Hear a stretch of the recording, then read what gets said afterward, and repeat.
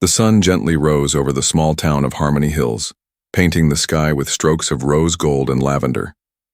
Birds chirped on telephone wires as morning dew glistened on the petals of spring flowers. On a quiet street lined with oak trees and old brick homes, a young woman named Amara Thomas stood in her front yard, smiling softly as she cradled her growing belly. She was 8 months pregnant, and though her back ached and sleep came in short bursts, she had never felt more alive. Amara had worked hard to build a peaceful life, one filled with love, purpose, and dreams she had once thought were too big for someone like her. She had served her community for years, never seeking recognition but always doing what was right. Her home was modest but filled with warmth, framed photos of her late parents, shelves of books about justice and compassion, and hand-painted artwork from the children's center she volunteered at every weekend. Today was supposed to be a simple one, a routine checkup at the clinic, a late lunch with her mentor, and some quiet time preparing the nursery. She grabbed her keys from the kitchen counter and glanced at the small sticky note on the fridge. One day at a time. Breathe. Believe. It was something her mother used to say. Her heart swelled a little at the memory. She whispered thank you to the silence, as if her mom might hear her from wherever she now rested. The morning air was crisp and clean as Amara stepped out and unlocked her car. Across the street, her neighbor Mr. Reynolds waved from his porch. He was in his 70s, a retired schoolteacher with kind eyes and a fondness for crossword puzzles. "Morning, Amara? Big day?" he called out. "Just a checkup today. But every day feels big now." She laughed, her hand resting gently on her belly. "That child's going to change the world, just like her mama," he said, smiling. Amara blushed and waved back before settling into the driver's seat. She adjusted the seatbelt, carefully queued up her favorite jazz playlist, and pulled onto the road. The town passed by like a slow-moving dream. Familiar bakeries, schoolyards, and flower shops rolled past her window. Life felt peaceful, predictable. That was until she turned onto Crosswell Avenue, a stretch of road that cut through the city's older industrial sector. It was less populated, quieter, a shortcut she had taken 100 times before. That's when she noticed the flashing lights in her mirror. She blinked, checking her speed. She wasn't speeding. She wasn't swerving. Everything had been routine. Still, she slowed and pulled over to the side, rolling down her window halfway and turning off the engine. Her heart beat a little faster. A patrol car pulled in behind her. The driver's door opened, and a tall officer in a crisp uniform began walking toward her vehicle. His posture was stiff, and his expression unreadable. Amara reminded herself to stay calm. She took a deep breath, placing both hands visibly on the steering wheel like she'd been taught in driver's education. She had nothing to worry about, she told herself. This was just a misunderstanding. The officer approached the window. His badge read T. Hughes. He looked down at her, then at her belly, and then back into her eyes. His gaze lingered, sharp and unblinking. "License and registration," he said. She offered a small, polite nod. "Yes, officer. May I reach into my glove compartment?" He hesitated for a moment before giving a curt nod. Amara moved slowly and deliberately, retrieving the papers and handing them over. "Is there a problem, sir?" she asked, her voice calm. He didn't answer right away. He scanned her license, then looked her up and down as if trying to fit her into a story he already had in his head. "You took that turn a little too wide," he said flatly. "I see," she said softly. "I'll be more careful." He studied her again, his expression unreadable. Then he looked back at the license. "You work in the government?" he asked. Amara paused. "Yes, I do." "You don't look like someone who works in an office," he said. She didn't respond. She had learned over time which comments required an answer and which ones were simply better left floating in the air. He handed her documents back without another word. "Have a safe day," he said finally, and walked away. As he returned to his car, Amara sat for a moment, exhaling the breath she hadn't realized she was holding. She felt her heart thudding in her chest. It was not fear exactly. It was something more complicated. a sadness, a fatigue, the kind that comes from knowing that your presence in the world is often judged before your words ever reach someone's ears. She wiped a tear from the corner of her eye, adjusted her mirror, and pulled back onto the road. Her hands trembled slightly as she drove. But she drove anyway. The clinic was only 10 minutes away now, and she reminded herself why today mattered. For her child, for the future, for every voice that had once been silenced, for her parents, who had taught her how to walk with dignity even in the face of misunderstanding. She didn't know it yet, but today would be the day everything changed. Not just for her, but for the country. Because Amara Thomas wasn't just another pregnant woman driving to a checkup. She was the newly elected governor of the state, and soon the whole world would know exactly who she was. The waiting room at the downtown women's health clinic was quiet, save for the soft hum of a ceiling fan and the occasional flipping of magazine pages. Amara sat near the window, her hands resting protectively over her stomach, her mind still tangled in the earlier traffic stop. She had experienced moments of quiet judgment before, but there was something unsettling about that particular encounter. She pushed the thought aside, reminding herself to focus on the present. The nurse called her name, and Amara smiled as she stood. Her doctor, a warm woman named Dr. Salgado, greeted her in the hallway with a familiar embrace. "Governor Thomas," she teased gently. "Still not used to calling you that." "Neither am I," Amara chuckled. "But it's just Amara in here." The two women shared a knowing smile as they walked into the exam room. The routine was comforting. The small talk, the soft clicks of medical instruments, and the rhythmic beeping of machines all reminded her that life was still moving forward in spite of everything else. The monitor came to life with the sound of her baby's heartbeat, a strong, steady rhythm that immediately made her eyes well up. No matter how chaotic the world outside became, this heartbeat always brought her back to her center. "Baby's doing beautifully," Dr. Salgado said. "You're in the home stretch now." Amara nodded, her hand gently circling her belly. "Feels like." After the appointment, she walked back to her car, feeling lighter.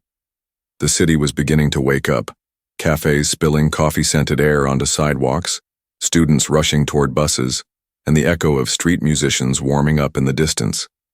She glanced at her phone and saw a message from her chief of staff. Reminder, prep call for the education initiative at 3 and town hall briefing at 5. She replied with a thumbs up, then slid into her car, the traffic stop already beginning to fade into the back of her mind. But fate has its own timing, and it doesn't ask for permission. As she turned onto Temple Avenue, a sleek black SUV sped through a stop sign and cut into her lane. She hit the brakes, heart leaping into her throat, but the car swerved just in time, a near miss. She pulled into a parking space to catch her breath, whispering a prayer of gratitude. She was about to continue on when she saw flashing lights again. Her pulse quickened. This time it wasn't just one cruiser, it was two. Within moments, her car was surrounded. A young officer approached her window, less aggressive than the previous one, but still tense. "Ma'am, please step out of the vehicle." Confused and cautious, Amara rolled the window down. "Is there a reason I'm being stopped again? I was nearly hit just now, but I wasn't speeding." "We received a report about a vehicle matching this description involved in reckless driving," he said flatly. "Please step out so we can clear this up." The irony stung. She had just been the one nearly hit. Still, she complied. She moved slowly, calmly. Her ID still sat in her bag, and her name still sat on the official state website beneath the bold title, Governor Amara Thomas. The officers began whispering among themselves. Something wasn't adding up. She wasn't hostile. She wasn't evasive. Her tone was respectful, her movements careful. Another officer arrived on the scene, older than the others, with a skeptical look on his face. He glanced at her, then at the clipboard handed to him, and then his face changed. He squinted, stepped forward, and read the name again. "You're Amara Thomas?" he asked. She tilted her head slightly, unsure how to respond to the sudden shift in energy. "I am. As in Governor Thomas?" "Yes," she said quietly. A long pause. Then everything shifted. Voices turned hushed. Movements slowed. The officers took a step back. The tension in the air fell like a snapped wire. I'm sorry, ma'am," the older officer said quickly, straightening his posture. "There must have been a mistake." She didn't say anything for a moment. She simply looked at him. Not with anger, but with something far more piercing. Disappointment. "I understand," she said, not unkindly. "Can I go now?" "Yes, of course. Please accept our apologies." She nodded once, calmly returned to her car, and drove away, without another word. But that incident, like so many others, would not remain small. The town hall room filled slowly as golden light filtered through tall windows, casting a soft glow over the gathering crowd. Rows of chairs were lined with families, students, teachers, and community elders, all waiting to hear from a leader who, in their eyes, had become more than just a politician. She had become a symbol of strength. Amara stood behind the curtain, her hands folded gently over her rounded stomach, reviewing the final lines of her speech. Her staff moved quietly around her, checking microphones and fielding last-minute questions, but she remained still, focused. A calm kind of energy radiated from her, as though she were already in the middle of something bigger than any speech could define. The murmur of the crowd quieted as the MC stepped up to the podium. "Please welcome, with gratitude and respect, the governor of our great state, Amara Thomas." The applause was warm and long. She walked slowly and steadily onto the stage, pausing to acknowledge the crowd with a nod, her hand gently touching her heart. "Thank you," she began, her voice even, carrying across the room. "I came here tonight prepared to speak about education reform, and we will get to that. But something happened to me recently that reminded me why these town halls matter, why conversations matter, and why people matter." The room was still. She shared the story of her 2 traffic stops, not in anger, but with honesty. She described the confusion, the assumptions, the shift in tone once her identity was revealed. She didn't mention names, she didn't point fingers, but she spoke clearly about something everyone in the room had either experienced or witnessed at some point: the quiet power of prejudice and the louder power of truth. "Respect shouldn't come after a title," she said. "It should be offered simply because someone is human." There was a beat of silence, then applause. Not polite, not rehearsed, real. As she continued, she tied her experience to the bigger message: the importance of being seen. In classrooms, in workplaces, in courtrooms, on sidewalks. Our children need to be taught that they are valuable not because of what they wear, where they live, or what they become, but simply because they exist. After the speech, a long line formed. People wanted to shake her hand, tell their stories, offer hugs. An elderly man from the back came forward, tears in his eyes, and said, "I've waited 70 years to hear someone in power say that." But as Amara stepped outside into the cool evening air, her thoughts turned inward again. Because for all the praise, she knew the real work was just beginning. The following morning, Amara met with her policy team. She was no longer interested in speeches alone. She wanted laws, protections, training standards, resources for communities, accountability built into every layer of public service. "We're not here to shame anyone," she told her team. "We're here to build better systems, ones that don't require someone to wear a suit or a badge to be treated with dignity." They began drafting legislation that focused on community trust, better screening for officers, required empathy and cultural sensitivity training, transparent civilian oversight boards, and increased support for maternal health programs, especially in underserved neighborhoods. Across the state, the public began to pay attention. Families who rarely voted attended meetings. Teens wrote essays about leadership. Churches, mosques, and community centers opened their doors for dialogue. And meanwhile, the officer from the first traffic stop, Officer Warren Collins, found himself sitting in a private review meeting. His supervisor, a seasoned professional who had spent his career trying to balance the complexities of law enforcement and public trust, sat across from him with a file open on the desk. "She didn't file a complaint," the supervisor said, "but we're not ignoring it." Collins looked down. "I didn't know who she was," he muttered. "That's the point. The supervisor replied. It shouldn't matter who she was. He said nothing in return, but the words lingered. Back at the governor's mansion, Amara sat in her garden, a blanket over her lap, a cup of tea in hand, and the sound of cicadas filling the warm air. Her mother joined her, settling beside her quietly. You've changed things, her mother said softly. I don't know if I've changed anything, Amara replied, but I'm trying. Her mother smiled. Trying, my dear, is how change begins. Later that week, Amara returned to the clinic for a final checkup.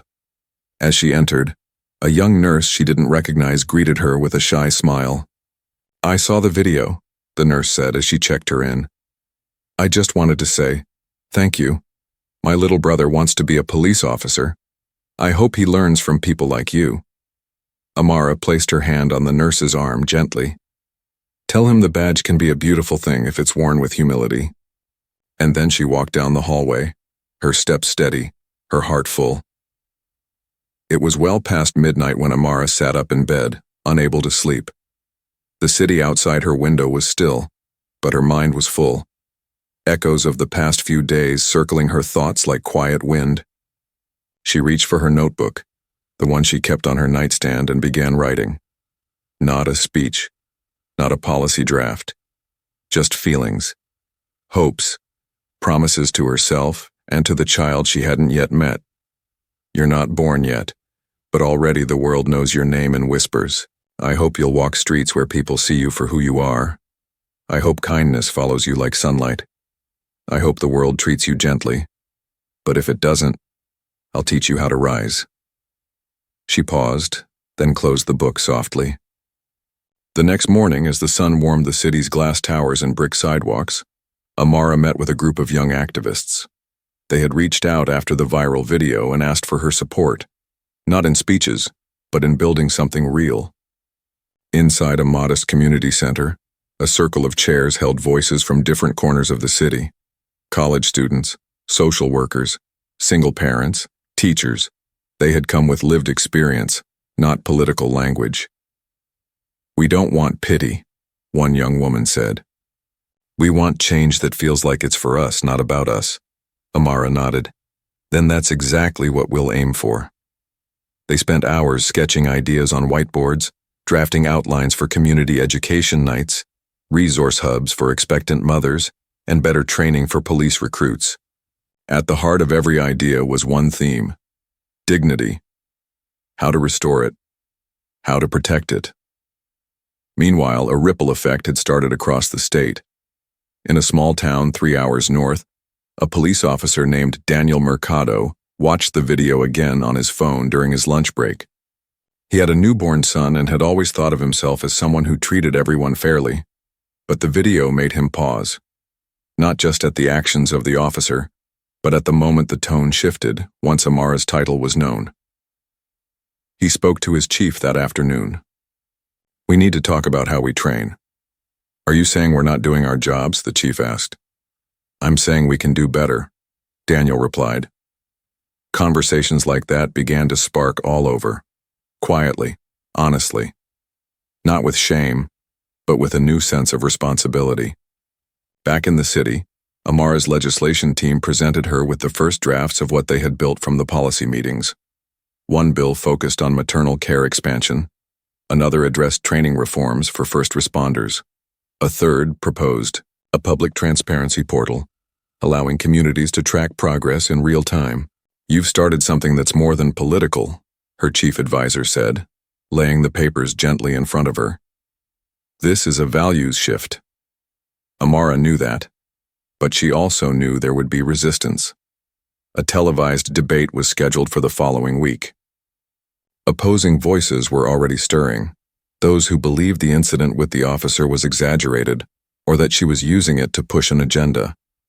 On the night of the debate, she stood backstage, microphone clipped to her collar, watching the crowd file in. A producer approached her. Just a heads up. One of the panelists plans to bring up your past, college protests, letters you wrote. They're looking to question your bias. She smiled gently. Let them. When the cameras turned on, Amara sat calmly beneath the stage lights, a picture of grace. As expected, the questions came fast and sharp. Governor, do you believe your experience was truly different, or are you using your story to drive a personal narrative? I believe my experience mirrors what many others face daily, she replied. The only difference is that I had a title, and it shouldn't take one to be treated with fairness. Another panelist interjected, but surely not all officers are to blame. Of course not, she said. This isn't about blame. It's about better systems. I believe we can protect our communities and support our officers. It's not either or. It's both. The audience leaned in. When it ended, the network played clips online. Not just of her answers, but of the calm in her voice, the strength behind each word. The next day, a letter arrived at her office. It was handwritten from a retired officer in another state. I used to think the system worked well enough. Your story opened my eyes. I may be retired now, but I promise to use my voice in my town to stand for fairness. Thank you. Amara folded the letter and placed it in a box on her bookshelf. A growing box filled with notes from strangers.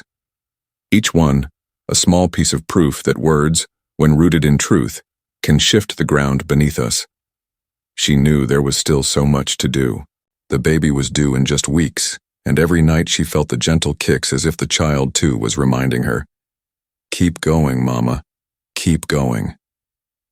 Rain tapped gently on the windows of the governor's residence, the soft rhythm echoing through the quiet house. Amara stood in the nursery, her hand resting on the edge of the crib as she watched the mobile slowly spin above it, tiny stars and clouds circling, calm and endless.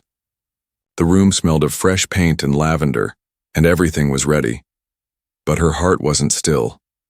There was a heaviness she couldn't name, even as the world around her praised her strength. Public support had grown. Her bills were gaining traction. Towns across the state were having long overdue conversations, but for Amara, the victory felt incomplete. It wasn't about the applause. It was about something deeper, lasting. She sat in the rocking chair and closed her eyes, listening to the rain. A knock came at the door downstairs, followed by footsteps. Her assistant called out softly, "There's someone here to see you." From the department. Amara stood slowly and walked down, her hand instinctively resting on her belly with each step.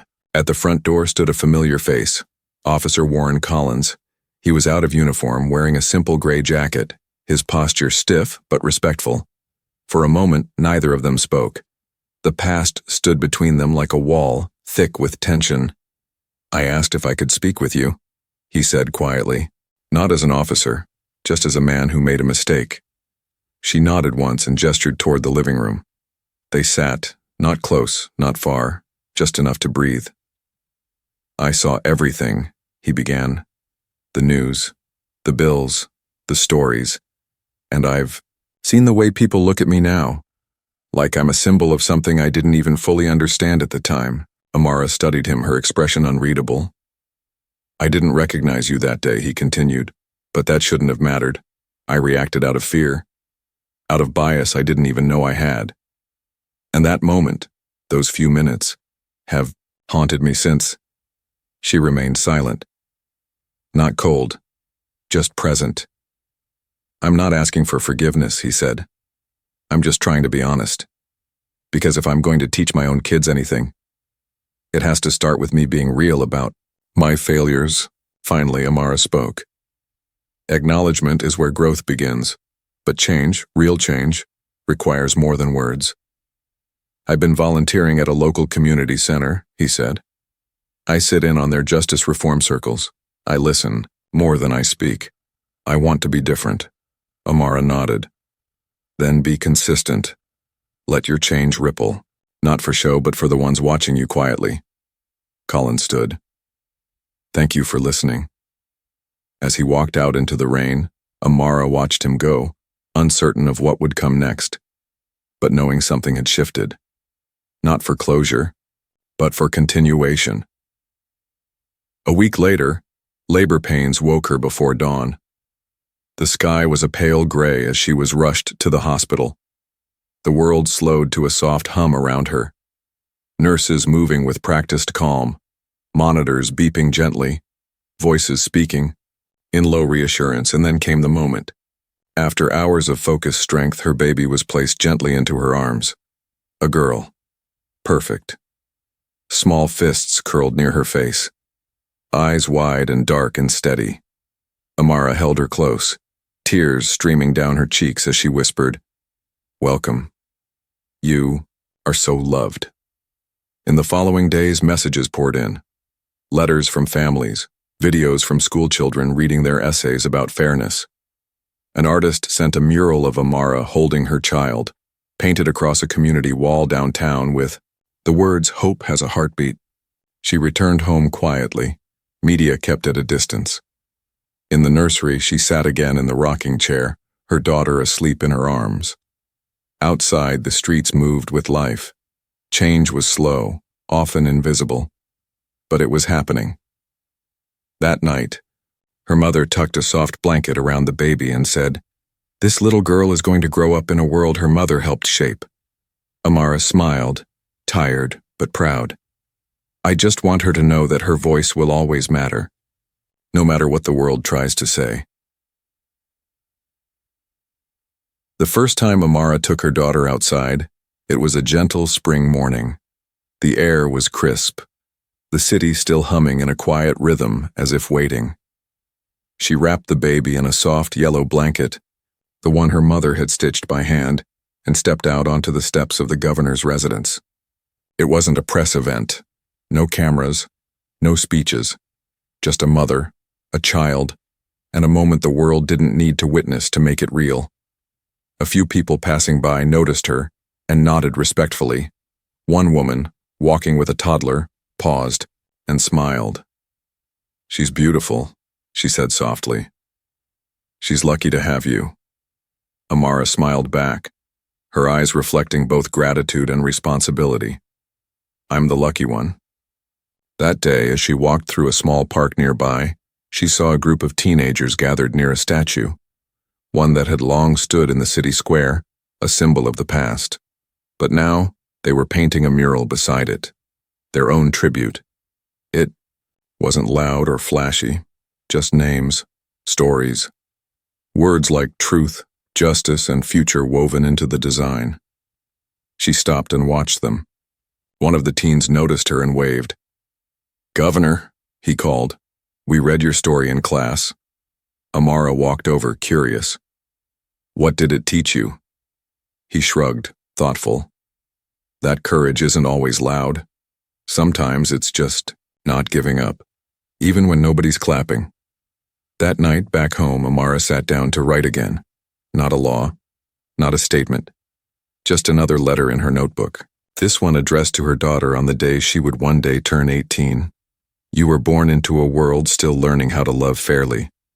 But even on the hardest days, I never stopped believing it could. You were my reminder that every small act matters, that the quietest kindness can echo louder than any headline. I hope you'll live in a world that remembers, not just what happened to me, but what we did next." In the months that followed, the state's community programs blossomed. Local clinics partnered with mentors.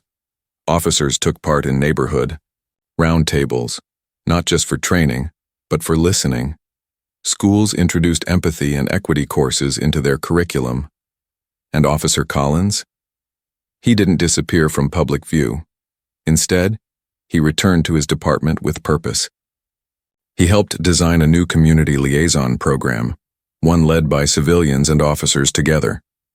When asked why, he often replied, "Because people change, and systems should too." Years passed. The baby in the yellow blanket became a bright, curious girl who loved stories and hated injustice. Amara watched her grow, guided her gently, and kept her promise. Never to shield her from the world, but to prepare her to face it with strength and grace. Eventually, the girl would ask, "Mom, was it true that they didn't know who you were that day?" Amara would answer with a calm, steady voice, "Yes, but what mattered more is who I became after."